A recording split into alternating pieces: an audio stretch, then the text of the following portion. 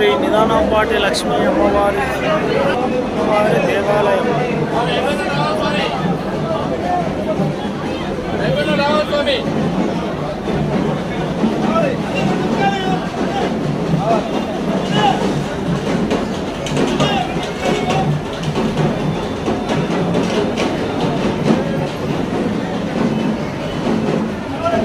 మా ఛానల్ నచ్చినట్టయితే షేర్ చేసి సబ్స్క్రైబ్ చేయండి.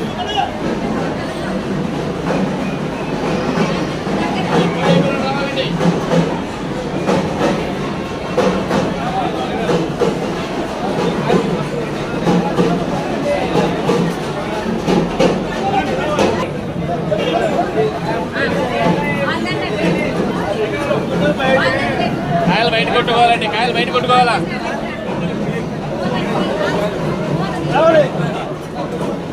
అసలు ఏ టీవీలో వస్తుందా పేపర్గా? మీ పేరండి? మీ పేరండి? విజయ్ కుమార్ గారు.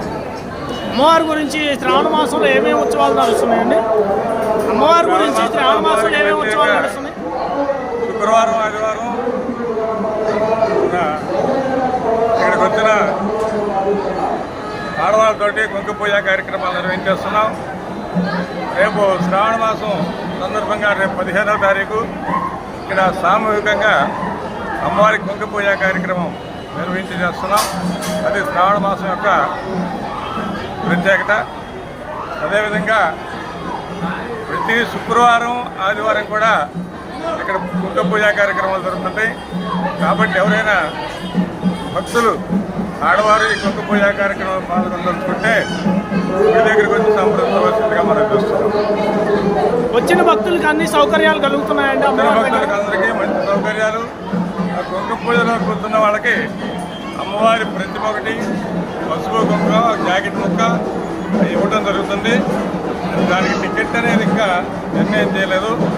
నిర్ణయం చేసిన తర్వాత దాని గురించి చెప్తాం. శ్రావణ మాసంలో అమ్మవారికి యాగంటి వారి పుట్టింటోళ్ళు ఆ పసుపు కుంకుమ తీసుకొస్తున్నారండి? యాగంటి వారు పసుపు కుంకుమ ఎప్పుడూ తీసుకొస్తూనే ఉంటారు వాళ్ళు. ఇంకా శ్రావణ మాసం అనే కాదు, ఎప్పుడూ వారి పసుపు కుంకుమ వస్తూనే ఉంటుంది. తిరణాలకు ప్రత్యేకంగా వస్తుంది. శ్రావణ మాసం రేపు యొక్క వరల శివరథం రోజు 4వ శుక్రవారం 15వ తారీఖు. ఆ రోజు ప్రత్యేకంగా మన యాగంటి వారు పుట్టింటి వారి తరఫున యొక్క పశువు కార్యాలయం తీసుకొస్తాం. చైర్మన్ గారు యాగంటి వారి అమ్మవారి వంశస్థులు యాగంటి వెంకటేశ్వర గారు, వ్యవస్థాపక ధర్మకర్త గారు. మీరు యాగంటి వారి వంశంలో మీరు వ్యవస్థాపక ధర్మకర్తగా ఈ దేవాలయం చేస్తున్నారు.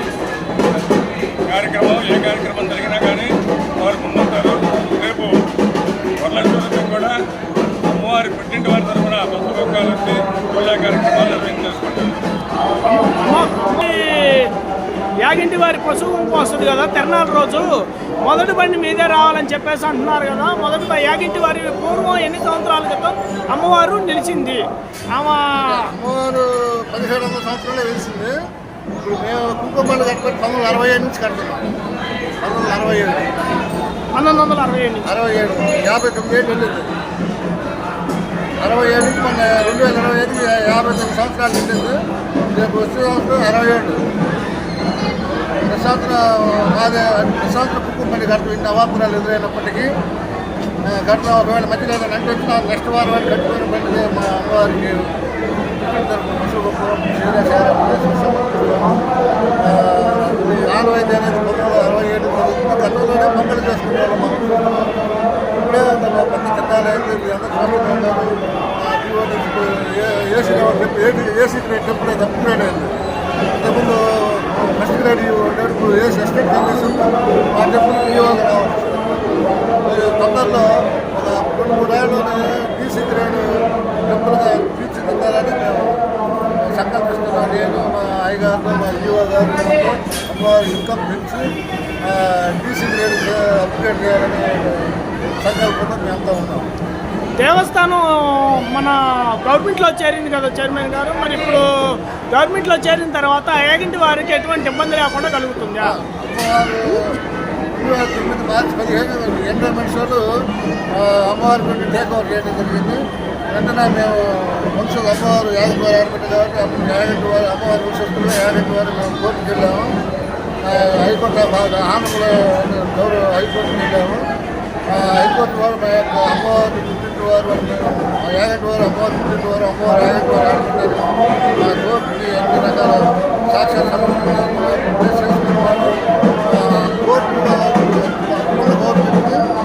యాగంటి వారికి న్యాయం చేయాల్సింది ఆ డైరెక్షన్ ప్రకారం మాకు అమ్మవారు గుడికి మమ్మల్ని వ్యవస్థాపక ధర్మకర్తగా అంటే వంశపరమైన ధర్మకర్తగా నియమించడం జరిగింది. అప్పుడు కూడా ఎండమెంట్స్ ఉద్యోగం ఉంటాడు వంశస్థులు నేను వ్యవసాయ ధర్మకర్తగా నేర్చుకున్నాను. మా స్టాఫ్ మేనేజర్ చేసి అమ్మవారి గుడిని అభివృద్ధి చేస్తున్నాం. ఒకప్పుడు 60 లక్షలు ఉండేది ఎండోమెంట్స్ టేక్ ఓవర్ చేసుకునేటప్పుడు 30 లక్షలు ఉండేది అమ్మవారి ఇన్కమ్. ఇప్పుడు దాదాపుగా 3,70 లక్షలు దాకుంది. ఇక అనంతకాలం అంటే 3 ఏళ్ళలోనే 7 కోట్లకు చేరి ఫీజు డబ్బు చేయాలని కృతజ్ఞతలు కానీ మా వంశస్థులు కానీ మా స్టాఫ్ కానీ ఇక్కడ అయ్యగారు కానీ మా ఈవో గారు కానీ భక్తుల్లో అమ్మవారి ఆశీస్సులు అమ్మవారి గురించి బాగా అభివృద్ధి చేసి భక్తులకు సహాయ సహకారం అమ్మవారి గురించి బాగా అభివృద్ధి చేసి ఫీజు డబ్బు చేసుకొచ్చే తొందరలో ఉండేది. నాకు తెలిసినంత